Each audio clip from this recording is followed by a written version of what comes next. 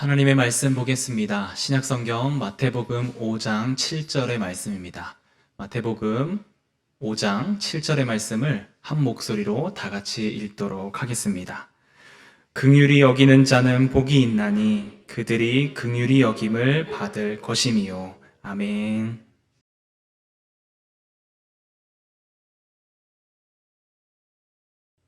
우리는 지금 산상보훈의 말씀 가운데 팔복의 말씀을 지금 하나씩 살펴보고 있는 중입니다.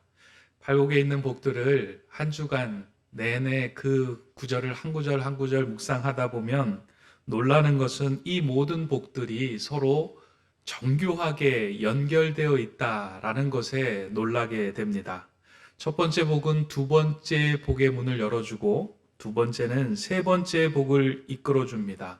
그래서 하나하나 한 단계 한 단계를 거쳐가게 되면 그 단계에서 새로운 복을 만나는 은혜를 누리게 됩니다. 그렇게 해서 네 번째 복에 도달하고 난 후에 이제 다섯 번째 복에 이르러서는 앞선 그 전반부에 이야기하고 있는 복과는 또 다른 새로운 국면을 우리가 만나게 됩니다. 지난주에 이 팔복의 구조를 들여다보면서 제가 오버랩 되었던 것은 마치 모세가 시내산에서 하나님으로부터 십계명의 두 돌판을 받는 것과 같은 구조가 이 산상보훈에도 녹아져 있다라는 것을 보게 되었습니다. 십계명의 내용은 여러분들도 아시다시피 크게 이제 두 개의 돌판에 기록이 되었다라고 이제 성경에서 보여지고 있는데요. 십계명의 첫 번째부터 네 번째까지의 계명은 하나님과의 수직적 관계에서 우리는 어떠한 관계를 올바르게 세워갈 것인가, 하나님이 기뻐하시는, 하나님과 관계를 맺기를 원하시는 모습은 무엇인가에 대해서 언급되어 있고요. 그리고 이어지는 두 번째 돌판 다섯 번째부터 열 번째 계명까지는 그 하나님과의 관계를 맺은 사람이 이 땅에서 대인 관계를 맺으면서 수평적인 삶에서는 어떻게 살아가야 하는지 그 율법의 조항들이 새겨져 있는 것이 이 십계명의 두 돌판입니다. 마찬가지로 팔복의 말씀도 전반부의 내용과 후반부의 내용이 두 부분으로 구분되어 있습니다. 전반부에 해당되는 네 번째 복까지는 하나님과의 관계를 어떻게 올바로 세울 수 있을까에 대한 내용이라면, 후반부는 하나님과의 관계가 올바로 세워졌을 때 나에게서 나타나는 마음의 변화와 나에게서 생겨나는 하나님의 성품들이 어떻게 드러나고 있는지를 보여주고 있는 말씀이 후반부에 대한 내용입니다. 그래서 하나님과의 관계가 잘 세워졌을 때 내 삶에 일어나는 하나님의 성품과 하나님의 마음이 어떻게 드러나고 있는지를 이 후반부를 통해서 우리에게 보여지고 있습니다. 그런데 여기에서 십계명의 율법과 팔복의 복음에 좀 차이가 있다라고 하는 것을 좀 생각할 수 있는데요. 십계명의 율법들은 자세히 들여다보면 부모를 공경하고 도적질을 하지 말고 그러니까 내 이웃의 것을 탐내지 말라라고 하는 그런 율법의 조항들을 보면 그 조항과 행동에 참 많은 관심을 갖고 있는 것처럼 보입니다. 그래서 너는 이렇게 살아야 돼, 이것을 해야 돼, 그리고 이와 같은 것을 해야지 하나님의 사람이야 라고 이야기하는 것처럼 보이는데요. 팔복의 말씀들을 자세히 들여다보면 팔복은 우리가 무엇을 해야 할까에 초점을 두고 있는 것이 아니라 하나님과의 관계를 맺고 난 후에 우리의 삶 속에서 어떠한 마음이 새겨지고 그 마음으로 어떠한 행동이 드러나는지, 그러니까 존재에 대해서 좀 초점을 맞추고 있는 것처럼 보여집니다. 그러니까 행동 하나하나에 관심을 두는 것이 아니라 하나님께 의에 줄이고 목마른 자들에게 영적인 배부름이 채워졌을 때 그 사람에게는 어떠한 변화가 일어나고 어떠한 삶의 태도가 새겨지는지를 보여주는 것이 이 팔복의 후반부라는 겁니다. 그래서 율법이 하나의 조항들을 이렇게 충실하게 지켜나가는 것에 대한 관심이 있다면, 예수님께서 말씀하신 팔복의 복음은 우리의 마음 자세, 그리고 우리가 어떠한 존재로 이 땅을 살아가야 하는지에 대한 그 존재, 마음 그 근원에 대해서 관심을 두고 있다라는 것에 우리가 이제 생각을 이렇게 머물면서 할 수 있게 된다는 것입니다. 그래서 오늘 우리가 살펴보는 팔복의 다섯 번째 복은 이제 앞선 하나님과의 연결을 통해서 우리 안에 부여하고 우리 안에 부여되는 하나님의 성품이 무엇인지를 보여주는 그 첫 번째 복이 이제 팔복의 다섯 번째의 그 성품에 해당되는 내용입니다. 예수님은 그 성품, 하나님께서 우리에게 채워주시는 그 첫 번째 성품을 긍휼이라고 말씀하시면서 다섯 번째 복선언을 이렇게 하고 계십니다. 7절의 말씀인데요. 긍휼히 여기는 자는 복이 있나니 그들이 긍휼히 여김을 받을 것이며. 예수님 앞에 모여서 이 말씀을 듣는 모든 사람들은 사실은 예수님의 긍휼을 경험한 사람들입니다. 육체적인 질병과 가난함과 도저히 회복되지 않을 것 같은 문제를 가지고 주님 앞에 나왔을 때 예수님께서는 긍휼의 마음으로, 불쌍히 여기는 마음으로 그들을 치유해 주시고 회복해 주시고 그들을 새롭게 만들어 주셨습니다. 그렇게 모여든 무리들을 향하여 예수님은 자신들이 얻게 된 그 긍휼함을, 그 긍휼의 은총을 다른 사람들에게 흘려보내는 삶을 살아가는 것이 복된 삶이다라고 말씀을 하십니다.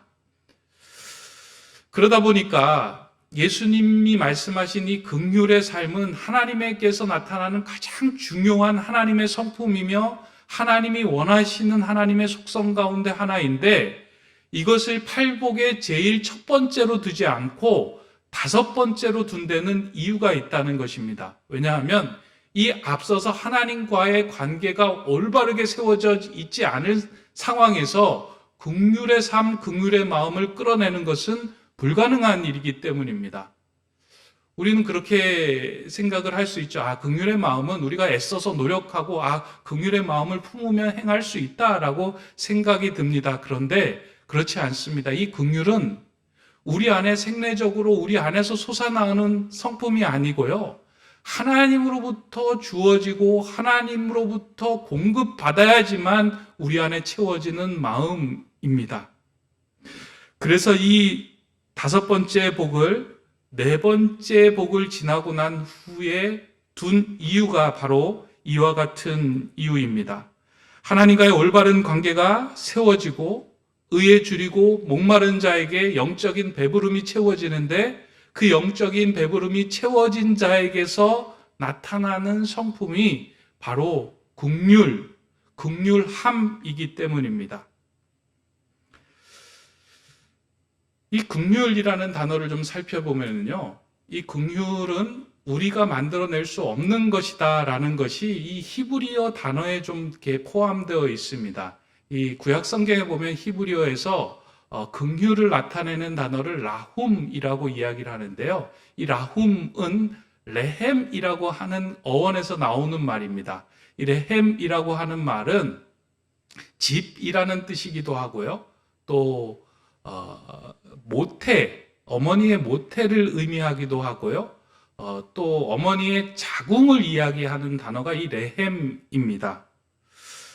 그러다 보니까 긍휼은 어머니의 모태처럼 하나님께 연결되어 있는 자들에게 부어지고 채워지는 그 하나님의 성품을 뜻하는 단어가 긍휼입니다. 하나님과의 올바른 관계로 내 인생의 고삐를 쥐고 계신 하나님께 내 삶을 내어 맡기며 그 연결고리를 온전히 붙드는 자에게 채워주시는 영적인 양식, 그 배부름이 바로 긍휼의 마음으로 나타난다는 것입니다.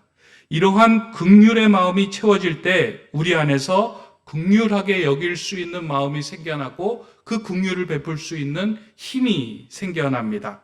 그래서 사실 긍휼은 어떠한 한 가지의 행동을 의미하는 것이 아니라 자신의 태에서 태어난 자녀가 아파할 때 그 아픔이 어머니에게로 전달되고 그 아픔을 덜어주기 위하여 어머니가 공감하며 하는 행동의 전체를 가리키는 말이 긍휼입니다. 그래서 긍휼은 그냥 단지 불쌍하다, 구제한다 이런 차원이 아니고요. 태에서 연결된 그 자녀가 아파하고 힘들어할 때 그 아픔과 어려운 마음들이 어머니에게 그대로 전달이 되어 그 아픔과 어려움을 덜어주고자 하는 어머니의 모든 행동들이 긍휼의 마음이고 긍휼함이라는 것입니다.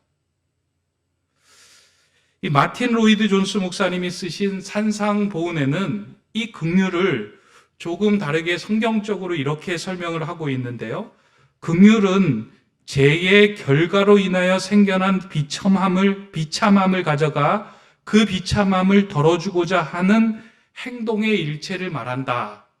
조금 이제 어렵게 들릴 수 있는데, 긍휼이라고 하는 것은 죄의 결과로 생겨난 그 비참한 상태를 겪고 있는 사람들에게 다가가 그 비참함을 내가 가져오도록 하는 행동, 그 일체의 행동을 긍휼함이라고 이야기한다는 겁니다.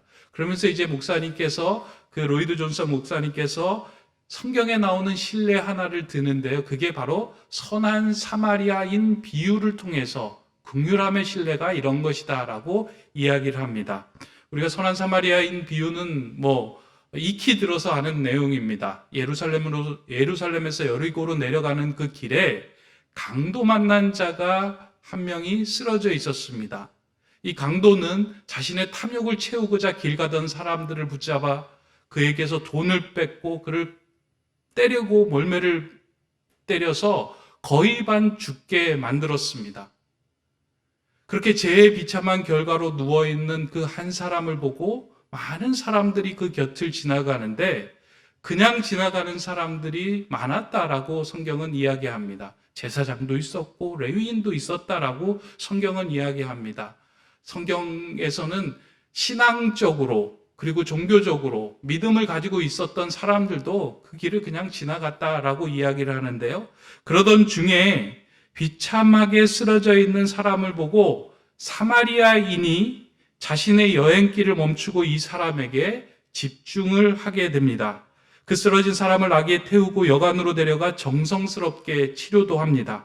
자신의 여행비를 털어서 여관비를 지불하고 주인에게 이렇게 부탁합니다. 이 사람을 치료하는 데 드는 비용은 나중에 돌아와서 갚겠다라고 말하면서 이 아픈 사람이 가지고 있는 비참함을 덜어주고자 긍휼의 마음을 쏟아붓습니다. 이것이 긍휼의 마음이다라고 이야기합니다. 긍휼은 하나님 안에 있는 성품이 우리 안으로 전가된 마음이기 때문에 그 긍휼의 마음이 들 때는 그것이 나에게 손해가 되는 일인지 이익이 되는 일인지 따지지 않고 그 마음으로 선뜻 다가가 주님의 마음으로 그를 보살피게 됩니다. 따라서 긍휼은 우리가 긍휼하게 행동하겠다라고 해서 생겨나는 것이 아니라 하나님의 선행하는 긍휼하심, 또 누군가의 선행된 긍휼을 맛보고 경험한 자가 그 안에 채워지던 긍휼을 베풀어낼 수 있게 됩니다. 선한 사마리아인의 비유에서는 설명해 주고 있지는 않지만 이 선한 사마리아인을 등장한 것은 그 당시에 가장 사람들로부터 주목받지 않았던 인물이 사마리아인인데, 이 사람을 등장시키는 이유는 이 사람이 분명 어디에선가 누군가를 통해서 하나님을 통해서이든지 이미 선행된 긍휼을 맛보았던 사람이기 때문에 그 사람을 등장시키고 있는 것입니다.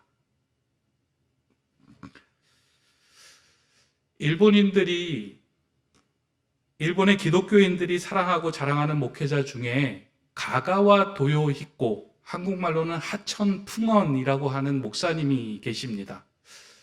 혹시 여러분들도 한번 들어보신 적이 있을지 모르겠습니다. 이 사람은 일본의 빈민들, 어려워하고 있는 사람들을 도우는 빈민의 성자 아버지라고 불리우는 사람인데요. 평생 가난한 사람들에게 자신의 모든 것을 내어주고 그들을 섬기고 사랑하는데 자신의 일생을 바쳤던 인물입니다. 그는 비참한 사람들을 외면하지 않았고 그 사람들을 예수님처럼 대하며 그들의 아픔을 품어주었던 사람입니다. 또한 이 사람은 일본이 태평양 전쟁을 일으키고 난 후에 한국을 찾아와 일본인으로서는 처음으로 일본의 한국 침략에 대하여 사죄를 하였던 목사님으로 알려진 분이기도 합니다.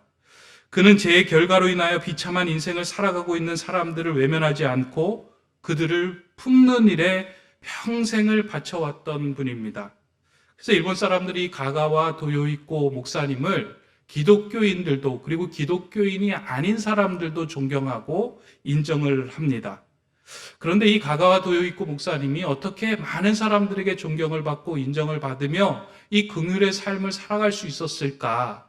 사실은 이분에게도 자신의 인생에 긍휼히 여김을 받게 되었던 그런 결정적인 사건이 하나가 있었습니다. 일본에 가면 이 북쪽에 가나사와 지역이라고 하는 곳이 있는데, 이 1900년대 초에 이제 목사 안수를 갓 받은 나가노 목사님이 이 지역에서 이제 교회를 세우겠다라고 생각하고 텐트를 쳐놓고 교회를 시작을 하였습니다. 근데 일본인들이 참 전도하는 것이 어렵습니다. 그래서 한 사람을 전도하는데 10년이 걸린다 할 정도로 이 일본인을 전도하는 것이 참 어려운데, 이 목사님이 이제 호기를 가지고 그 아무도 없는 곳에 텐트를 쳐놓고 교회를 시작한 거예요. 그러면서 이제 가족들을 데리고 예배를 드리기 시작을 했습니다. 한 달, 두 달, 수요일도 예배 드리고 주일도 예배 드리고 자신의 아이와 아내를 데리고 예배를 드렸는데, 이제쯤은 사람들이 오겠지, 이제쯤은 사람들이 오겠지 하고 매주 기대를 하면서 예배를 드렸음에도 불구하고 5년이 지났는데도 한 명도 사람들이 오지 않았습니다. 마음이 많이 지쳐가던 어느 날, 어느 수요일 날 이렇게 나와서 설교를 하는데 저쪽에서 문이 열리는데 한 청년이 들어오는 거예요. 청년이 교회에 들어오니까 얼마나 이 목사님이 반갑겠습니까? 전에는 찬양의 소리도 줄어들었는데 크게 열정적으로 찬양도 하고 말씀도 외치면서 아주 뜨거운 마음으로 그날 예배를 함께 드렸습니다. 이 예배를 드리고 난 후에 너무나도 기쁘니까 자신이 이제 저녁을 먹어야 하는데 그 청년을 붙잡고 같이 이제 밥을 먹자고, 그리고 그에게 상을 차려 주었습니다. 이 청년이 이제 상을 차려서 밥을 먹던 중에 기침을 했는데, 그 기침을 하던 중에 그 목에서, 입에서 피가 다 터져 나온 거예요. 알고 봤더니 이게 폐결핵 환자였던 거예요. 그 순간 이 나가노 목사님이 이 상황을 어떻게 해야 될까? 마음속으로 여러 가지 고민을 하던 중에, 그래, 나를 사랑하신 그 예수님의 마음으로 이 청년을 대해야 되겠다라고 생각하고 수건을 가져와 그 자리를 다 닦고 난 다음에 다시 밥을 차려가지고 그 청년을 정성스럽게 대접하고 함께 밥을 먹습니다. 그러면서 나가노 목사님은 이 청년의 이야기를 경청합니다. 청년이 이야기를 꺼냅니다. 자신은 서자 출신으로 일본에서 태어났는데 사회에서 인정을 받지 못하고 아무 일도 할 수 없을 것 같아서 절망하고 있던 상황에서 복음을 듣고 서자도 하나님의 아들이 될 수 있다는 말씀에 은혜를 입어서 세례를 받고 신학교까지 자신은 입학하게 되었다라는 이야기를 합니다. 그리고는 고베에 있는 고베 신학교에 입학하여 수학하던 중에 그간 어려운 삶을 살아왔던 자신의 몸에 병이 생기고 결국은 폐병이 걸려 학교에서 쫓겨나는 상황이 되었다. 그리고 학교에서 쫓겨나고 난 이후에 나는 얼마 살지 못할 것이다 라는 생각에 전국을 돌면서 마지막 인생을 해야 되겠다라고 결심하고 있는데, 누군가가 가나사와 지역에 있는 나가노 목사님을 찾아가 보라 라는 이야기를 듣고 먼 길을 걸어서 여기까지 오게 되었다 라고 말을 하였습니다. 그런데 찾아와서 목사님을 만나보니 예수님의 마음으로 대해주시는 그 마음을 경험하고 정말 큰 감동을 받고 나에게 살 소망이 생겼다라고 그 목사님에게 이야기를 하게 되었습니다. 이야기를 하면서 자신의 이름을 밝히는데, 저는 가가와 도요히코입니다 라고 이야기를 이제 이 청년이 밝히게 된 것입니다. 이 가가와 도요히코 목사님은 이 나가노 목사님을 만나서 그 긍휼의 마음으로 대하는 그분의 모습을 통해서 예수님을 인격적으로 만납니다. 그리고 이 가가와 목사님의 마음에도 예수님의 긍휼의 마음이 담기기 시작합니다. 그렇게 믿음을 회복하고 병환이 회복된 이후에 이 목사님은 다시 신학교로 돌아와 졸업을 하고 수많은 빈민들의 아버지로 살아가기로 결심을 합니다. 내가 죽음에서 절망하고 있을 때 나를 긍휼히 여기주셨던 그 나가노 목사님의 그 긍휼의 마음을 나도 인생 가운데 펼치며 살아가야 되겠다라는 생각으로 그 길에 들어서게 된 것입니다. 그래서 많은 사람들이 어떻게 이 길에 들어섰냐라고 물을 때마다 나는 나가노 목사님을 통해서 긍휼함을 입었기 때문에 그 긍휼의 삶을 살고자 결단한 것입니다. 내가 한 것이 아니라 나가노 목사님이 내게 베풀어 주셨던 그 긍휼함으로 내가 이 자리에 설 수 있었던 것입니다. 라고 말씀을 하고 대답을 했습니다. 그런데 어떻게 보면 사실은 이런 일련의 사건들을 보면서 저는 이렇게 눈이 주목이 가는 것이요. 나가노 목사님의 그 목회의 상황들이 참 눈에 많이 주목이 되었습니다. 일반적인 시선으로 볼 때 평생 5년 동안 그리고 그 이후로도 많은 사람들을 그는 전도하거나 복음으로 다시 하나님께로 돌아오는 일들을 행하지는 못하였습니다. 그럼에도 불구하고 그가 전도한 한 사람에게 예수님의 마음으로 대하여 줬을 때 그 한 사람을 통하여 그 긍휼의 마음이 다른 사람에게 흘러갔고 그 긍휼의 마음이 다른 사람에게 흘러갔던 사람들이 많은 사람들에게 흘러가서 일본 기독교에 선한 영향력을 미치게 되었던 그 점을 저는 말씀을 통해서 이 이야기를 통해서 발견하게 되었습니다. 사실 우리 안에 있는 마음에는 긍휼의 마음이 자체적으로 생겨나지는 않습니다. 그러나 하나님께로부터 주어지는 이 긍휼의 마음은 그 긍휼의 마음이 누군가에게 전달되었을 때 그 마음은 소멸되지 않고 또 다른 곳으로 흘러나가는 놀라운 은혜 법칙이 작동이 됩니다. 그래서 긍휼함을 가지고 살아가는 그 인생은 복된 인생이 되는데 그것이 자기에만 그치는 것이 아니라 이 긍휼함을 경험하는 모든 사람들을 살아나게 하는 힘으로 작동되기 때문입니다. 그러나 긍휼이 내 안에 멈추어만 있을 때에는 그 긍휼은 다른 사람도 살리지 못하지만 내 자신도 영적으로 죽어가게 만든다는 것입니다. 이러한 모습을 극적으로 보여주고 있는 것이 이스라엘에 있는 갈릴리와 사해의 모습입니다. 이스라엘에는요, 요단강이라고 하는 그 생명의 젖줄이 그 이스라엘 팔레스타인 지역을 이제 생명력으로 살리는 큰 이제 물줄기인데요. 상부에서 흘러나오는 요단강을 통해서 이제 갈릴리라고 하는 호수가 생겨납니다. 그리고 그 갈릴리에서 흘러나오는 요단강을 통해서 아래 남부 지방에 사해라고 하는 호수가 생겨납니다. 그래서 이 팔레스타인 지역에는 이 두 개의 호수가 생기는데요. 근데 이 두 개의 모습은 전혀 다른 모습으로 비춰지죠. 갈릴리에 모여든 그 호수는 생명의 터전이 되어 그 지역 사람들이 그 호수에서 고기를 잡고 그 어업으로 생을 유지해 나가는 일을 행합니다. 그러나 하부에 모여든 그 호수는 동일한 요단강으로부터 흘러나온 호수인데 더 이상 갈 곳이 없어 그곳에 고여있던 호수는 햇빛에 그 물이 증발되고 난 후에 염분만 남아서 사람들이 그 호수를 가지고 배경으로 살아갈 수 없는 사해, 염해, 그러니까 모든 것이 고갈된 장소가 되고 맙니다. 이렇게 차이가 생기는 결정적인 이유는 위로부터 채워진 물을 다시 흘러보내느냐 아니면 가두어 놓느냐의 그 하나의 차이로 이루어집니다. 마찬가지로 하나님의 긍휼은 흘러보내지 않고 우리 안에 가두어 놓으면 그 은혜의 샘이 고갈되고 맙니다. 하지만 하나님의 긍휼을 흘러보낼 때는 더 풍성하게 채워지며 하나님의 긍휼하심은 더 많은 사람들이 누리게 되는 생명의 젖줄이 됩니다. 그렇게 예수님께서 긍휼히 여기는 자는 긍휼히 여김을 받게 될 것이다 라고 하신 이 말씀은 조건의 말씀이 아닙니다. 우리가 긍휼히 여기는 삶을 살아갈 때 하나님께로부터 공급되는 그 긍휼의 샘을 마르지 않고 늘 풍성하게 채우며 경험하며 살아갈 수 있다는 말씀입니다.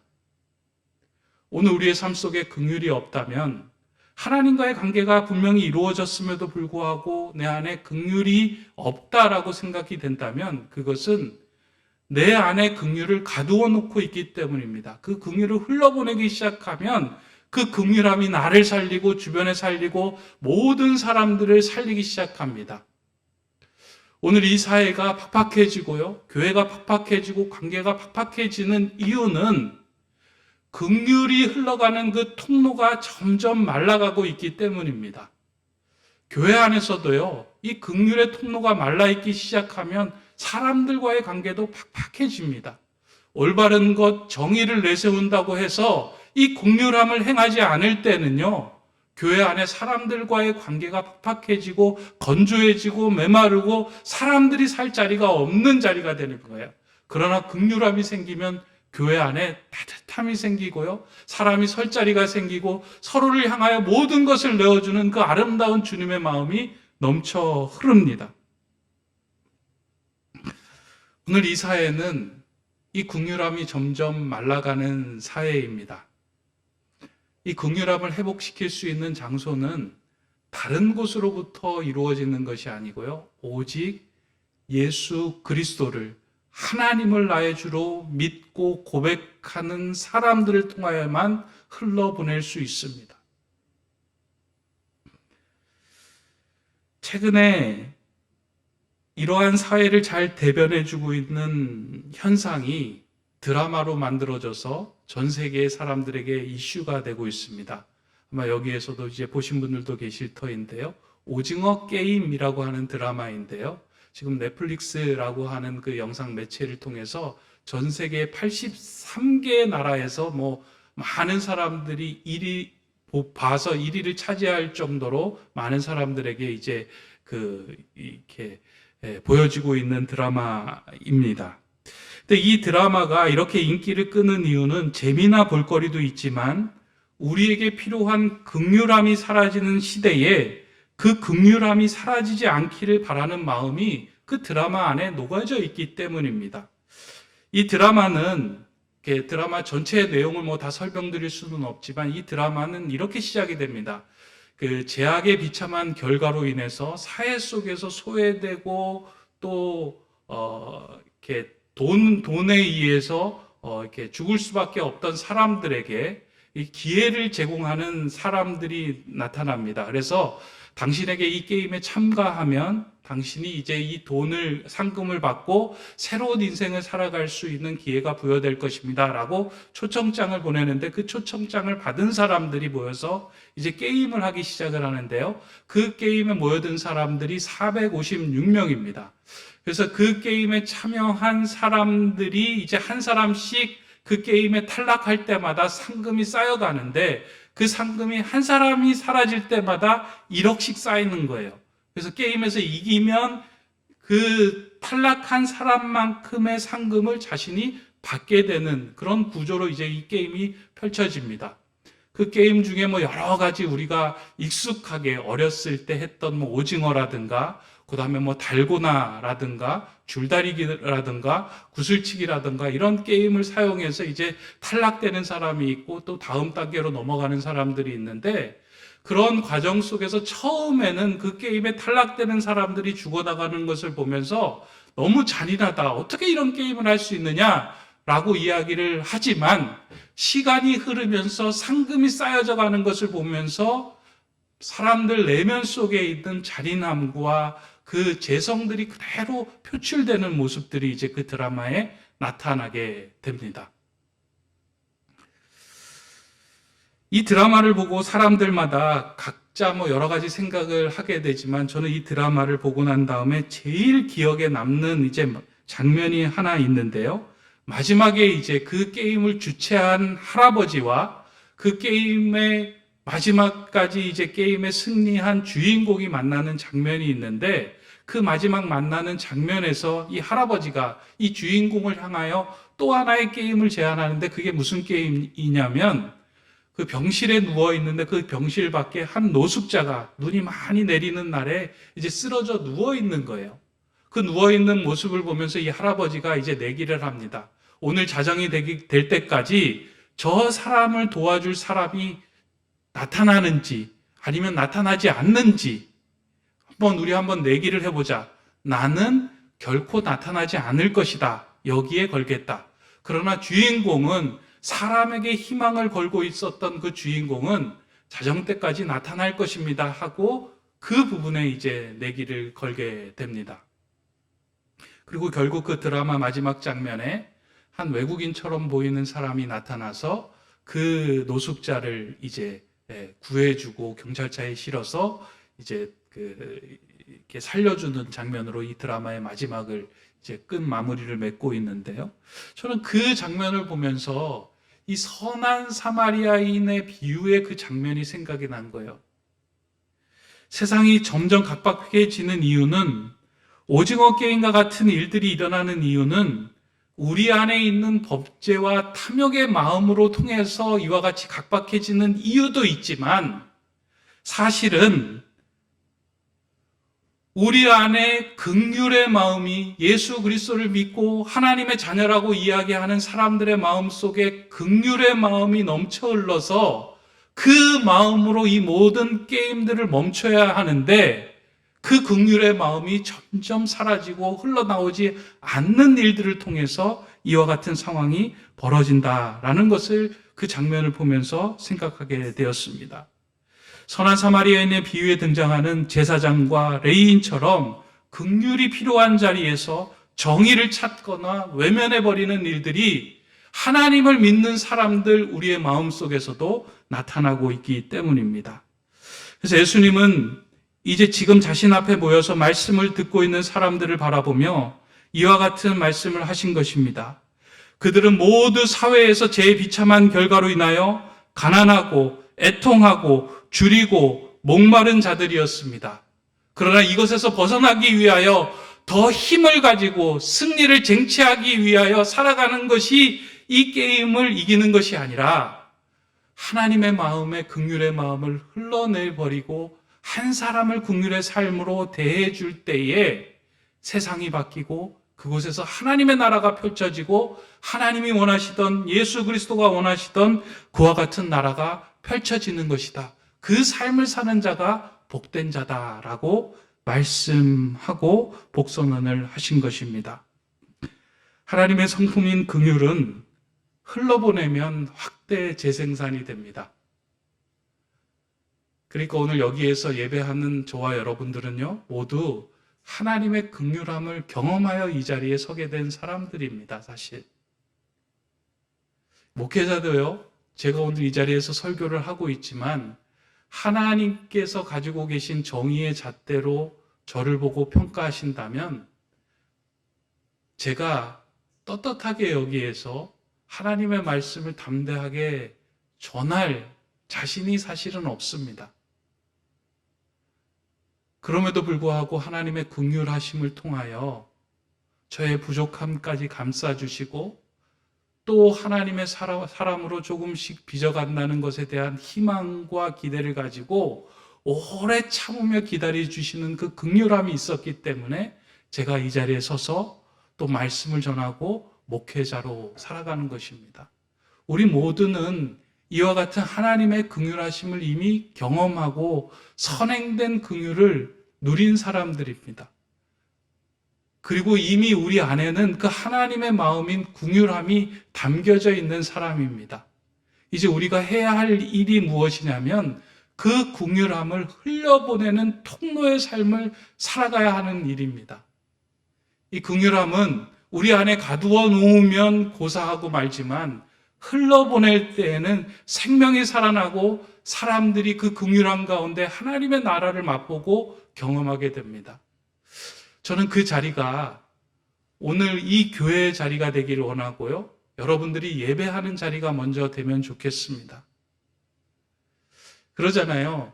우리가 아침에 자녀를 만나서 그 자녀에게 긍휼함으로 그 자녀를 바라볼 때, 그리고 긍휼함으로 그 아이에게 대할 때, 그 자녀는 학교에 가서 만나는 친구들에게 긍휼함으로 그 친구에게 행동하고 친구들을 대합니다.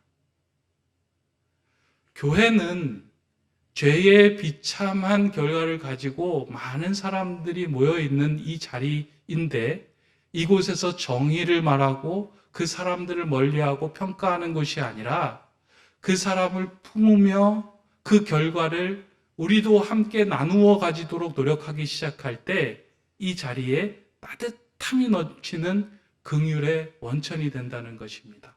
그것을 노력하고 실천하고 행하는 자리가 이 교회입니다. 하나님께서 우리 높은 뜻 세움교회를 이 태계원에 세워주셨는데요. 저는 오늘 말씀을 이렇게 준비를 하면서 이와 같은 이유 때문에 세워주셨구나. 이 태계원 지역에 긍휼을 흘러보내는 원천으로 우리 교회를 이 지역에 심어 놓으셨구나. 우리가 해야 할 일은요, 다른 일이 아니라 우리 마음 안에 이 하나님의 긍휼의 마음을 가득 채우고 또 상대방을 향하여 조금씩 이것을 흘러내 보내는 일입니다. 여러분들이 이 지역에서 삶의 자리에서 누구를 만나든 예수님의 마음으로 그 긍휼을 흘러보낸다면 우리 높은 뜻 세움교회가 이곳에 세워진 역할을 감당하고 있게 되는 것입니다. 오늘 만나는 한 사람, 여러분 주변에 있는 한 사람 한 사람을 예수님의 심정으로 긍휼의 마음으로 그분을 품고 그분의 비참함을 우리가 가져오겠다라고 생각하며 다가선다면 그 자리에서 하나님의 나라가 열릴 것입니다. 그 은혜를 그리고 그 긍휼함을 흘려보내는 삶을 살아가는 우리 교회와 저와 여러분 되시기를 바랍니다. 기도하겠습니다. 긍휼이 풍성하신 하나님, 죄의 결과로 인해 비참한 인생을 살아가는 우리를 구원해 주시고 하나님의 자녀로 삼아 주심에 감사를 드립니다. 이 하나님의 긍휼하심을 경험하는 우리의 마음에 하나님의 긍휼의 마음이 넘치게 하시고 그 긍휼함을 세상으로 흘려내보내는 생명의 통로로 살아가게 하여 주시옵소서. 높은 뜻 세움교회가 바른 것만을 추구하는 교회가 아니라 한 영혼을 품고 주님의 긍휼로 모태의 마음으로 어머니의 마음으로 그들을 품으며 그 생명이 자랄 수 있도록 도와주는 역할을 감당하는 주님의 모태가 되게 하여 주시옵소서. 예수 그리스도의 이름으로 기도드립니다. 아멘.